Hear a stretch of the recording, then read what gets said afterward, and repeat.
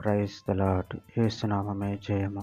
మన రక్షకుడు మన విమోచకుడు యేసుక్రీస్తు అతి పరిశుద్ధమైన నామంలో అందరికీ వందనాలు. చిన్న ప్రార్థన ద్వారా ఉదయకాల వాక్య భాగం ధ్యానించుకుందాము.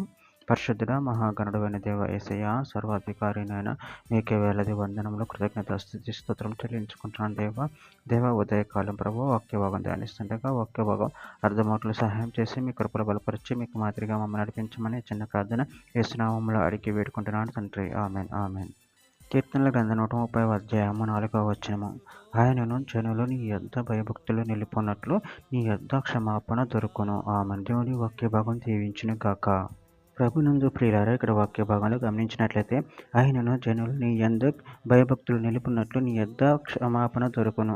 అదేవిధంగా వాక్య భాగంలో గమనించినట్లయితే కీర్తనల గ్రంథం 25వ అధ్యాయం 11వ వచనం, యెహోవా నా పాపం బహు ఘోరమైనది, నీ నామమును బట్టి దానిని క్షమింపుము. కీర్తనల గ్రంథం 86వ అధ్యాయం 5వ వచనము, ప్రభువా నువ్వు దయాళుడువు, క్షమించుటకు సిద్ధమైన మనసు గలవాడువు, నీకు మొరపెట్టు వారి అందరి ఎడల కృపాతిశయము గలవాడువు.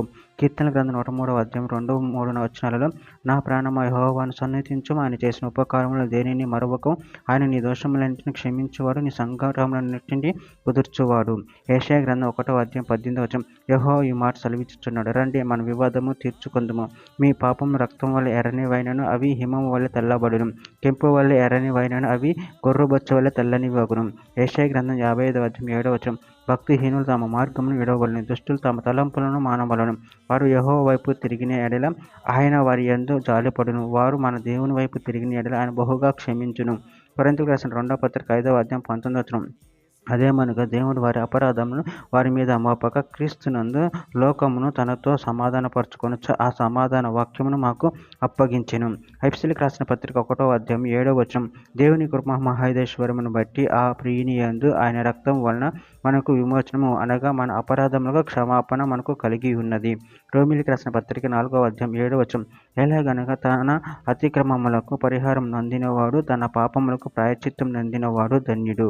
చివరిగా ఒక మాట, గలతీయులకు రాసిన పత్రిక 3వ అధ్యాయం 11వ వచనం, ధర్మశాస్త్రం చేత ఎవడును దేవుని ఎదుట నీతిమంతుడని తీర్చబడడు అను సంగతి స్పష్టమే.